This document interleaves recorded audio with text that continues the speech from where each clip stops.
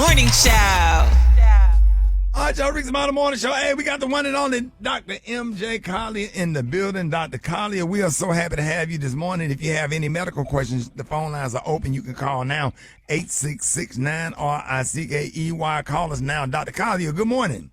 Good morning, Rickey Smiley.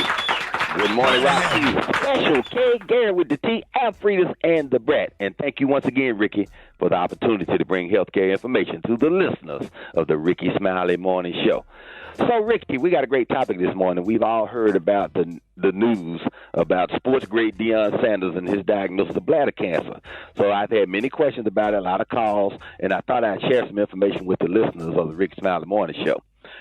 So, Rickey, prostate cancer is more well known and most often discussed. I talk about it all the time. But bladder cancer is the fourth most common cancer in men. So, amazingly, this is one of the few cancers more common in white men than black men. It also affects men 3 to 4 times more than it affects women. The good news is that when caught early, it has a high rate of cure. However, it has a high rate of recurrence. So oftentimes when they declare a person cancer-free, it comes back. Now, in Deion Sanders' case, they took out the bladder, so no chance of it coming back because there's no bladder for it to come back to. Now, as many as 53,000 men are diagnosed each year, and over 10,000 deaths happen annually. Most bladder cancer shares many of the same symptoms as kidney stones, prostatitis, prostate cancer, and UTIs. So you got to rule those common problems out first. You do a microscopic examination of the urine. You do a prostate PSA, or prostate-specific antigen blood test. But then other things such as CT scans can help. But the gold standard is a cystoscopy. That's where the urologist looks directly into the bladder and also can collect samples and cells from the lining of the bladder. This goes through the urethra, through the penis, so most people aren't comfortable with the idea of them sticking a probe up through the penis into the bladder, but that's the way the diagnosis is made. The problem is that most men are diagnosed in latter stages because that's not a common procedure. The most common bladder cancer is urothelial cancer. That's cancer of the lining of the bladder. These cells are just a few cell layers thick, which makes spreading easier because it doesn't have far to go. But if you make that diagnosis early and treat it at that stage, there's a high rate of success. 70% of bladder cancers are diagnosed at this level. However, when it penetrates deeper into the bladder wall, this is called an invasive carcinoma. You have a poor outcome, and that's why he had to have his bladder removed. So if it metastasizes beyond the bladder, lymph nodes, bones, lung, and liver, and even the lining of the abdomen called the peritoneum, is much more difficult to treat. If it metastasizes that far, they're not going to take the bladder out because that's not going to help. You'll just have it, and then they treat you systemically with chemotherapy. Symptoms. Most common symptoms is urinary bleeding, either overt gross hematuria, which means your urine looks bloody or you see blood in the urine, or microscopic. When every patient that comes to my office, we do an in-office urine test, and I get you the results within 2 to 3 minutes, and we can review that before you leave so we'll know whether there's something. And what the urine do, Dr. Collier? Blood in the urine. Oh, blood. That's the most common thing, and it's usually painless bleeding. But you see blood, sometimes you see blood, like after you finish urinating, you feel the blood at the tip, and you take some tissue and wipe it off, or that sort of thing. So it needs to be evaluated. So signs and symptoms vary based on the location of the tumor and the stage of the disease. Frequent urination, back or abdominal pain, loss of appetite, and unexplained weight loss are signs and symptoms that you need to be concerned about. Okay, let's go to the phone. Yo, Dr. Collier, good morning. My question is, good morning, Rickey. Good morning, Dr. Collier. I am Uncle Clifford. I am 54 years old, and I am wondering, what can you recommend for memory, short-term memory loss? Yes, sir. Okay, Uncle Clifford, 54 years old. I couldn't remember your name, but there you go. There are a couple of products. I have 2 that are in my lipo line. One, a CMOS product that helps with memory tremendously, as well as a product called Lipo Shrooms, which is made from mushrooms. These are great for enhancing memory, but the thing that you need to do, you need to exercise your mind just like you exercise your body. So it's been found that things like crossword puzzles and things like Sudoku math puzzles, where there's no math required, but it's a numbers puzzle. It requires thinking on multiple levels. Reading those sorts of things. And one other thing, they just found out that exercise such as walking, that people that walk have much less problems with memory, dementia, and Alzheimer's disease just walking for 15 to 30 minutes 3 to 4 times per week. So all of those things are things that can enhance your memory. And I'm going to tell y'all something, a lot of people don't know this. Grief causes memory loss. Grief. Yeah, grief. Losing emotional status, a mom, absolutely. a dad, or somebody close to you, it really causes memory loss, because when I tell you I be struggling and just can't think of simple stuff that you're supposed to know, and people that you're supposed to know, you see them, you just can't remember their name or where you know them from. Like I have it bad. My son's death really affected me, like real bad. Like my memory loss is awful to the point I had to start taking the pill. What is that? Ginkgo. Hell, can't remember to take them. All right, let's go to the phone. You're on with Dr. Collier. Good morning.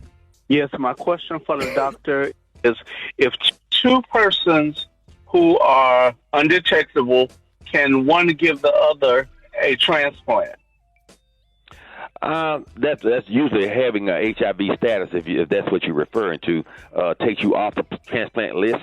So that's one of the criteria for having a transplant, and it also makes a person less eligible for transplant status if they have HIV. If they're undetectable, these rules are changing, because now you hear people saying living with HIV and undetectable is like not having it. That is the level of therapy that we have available now. People can have HIV.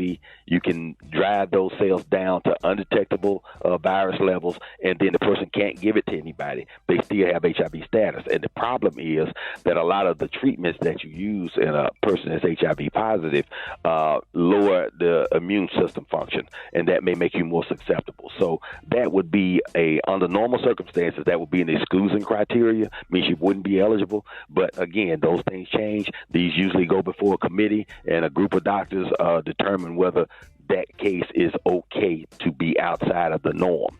So you have to get with a transplant center to determine that. Okay, if you have any questions for Dr. MJ Collier, you can call us now. The phone lines are wide open, 866-9-RICKY, 866-9-RICKEY. We're going to be taking more of your phone calls coming up next. Rickey Smiley Morning Show. All right, y'all, Rickey Smiley Morning Show. We got the one and only Dr. MJ Collier that's on with us, giving you your health information, 866-9-RICKY. Let's go to the phones. Good morning. I wanted to ask, as far as when the male urinates, what is the issue and what can be done after you urinate and you still kind of drip, so... Okay, that drip problem is usually an indication of an enlarged prostate or benign prostatic hypertrophy. And so, you have to change your urinary culture, which means when you stand there, you urinate. As you urinate and the level of urine goes down, the bladder muscle itself lags. And the pad, when you were young, they come down together. But as you older, there's a little lag, which means that you lose the urge to urinate, but there's still urine in the bladder. So oftentimes you'll get a little leakage. One, prepare yourself before you urinate. You always have tissue in your hand so that you can police the area immediately upon urination to take care of that drip. But also stand there for a second, make sure that your bladder is empty, and then most of the time that means a stop period, and then you start back urinating again. When men rush through that process, they'll be up, they're washing their hands, they've zipped up, and then it's almost as soon as they wash their hands, they get the urge to urinate again, but they ignore it. So it's important that you do complete bladder emptying, but again, always have a little tissue ready for you to police that area and get that drip so that you're not getting stains in your underwear and you don't have a urine smell. Gotta wear you a panty liner. That's what I do. There are people that do that. Men come in a variety of different ways. Available at the dollar store. All right, y'all, with Dr. Collier. Good morning. My question is, I'm trying to figure out, he talked about probiotics. What would be like the best brand to get? Okay, probiotics are basically good bacteria that you utilize to change the gut flora, the biogem in your stomach. And you want good bacteria to be predominant versus bad bacteria. What determines whether a probiotic is good? One, the unit of measure is colony forming units, or CFUs. That number needs to be in the billions with the B, not millions. And oftentimes, a lot of the products that are available don't meet that criteria. You also would like to have more than one type of bacteria in your probiotic. The most common selling ones in the United States only have one cell type, which kind of means you're putting all of your eggs in one basket. And what you want is a mixed flora to give you some variety in your bladder flora, but all good bacteria. My probiotic product on the Lipo Drops website has 7 different probiotics in it, all at billions of colony forming units with a B. So it meets that criteria, and it's one of the better products that's out there available. All right, Dr. Collier, let everybody know how you can be reached. Ricky, I can be reached on all social media at AskDrMJ. Please subscribe to my YouTube channel, Ask Dr. MJ, where we have hundreds of videos on various healthcare topics. Don't believe me, just watch. Also, go to the official website, lipodrops.com, where you'll find information on various supplements like probiotics. Okay, follow me at Ask Dr. MJ on all social media platforms. And remember, these are the opinions of Dr. MJ Collier, not those of Rickey Smiley, the Rickey Smiley Morning Show cast, or its production crew. We are so glad that Gary got through the morning without needing me. Thank you, Brad, for not putting the hurting on him.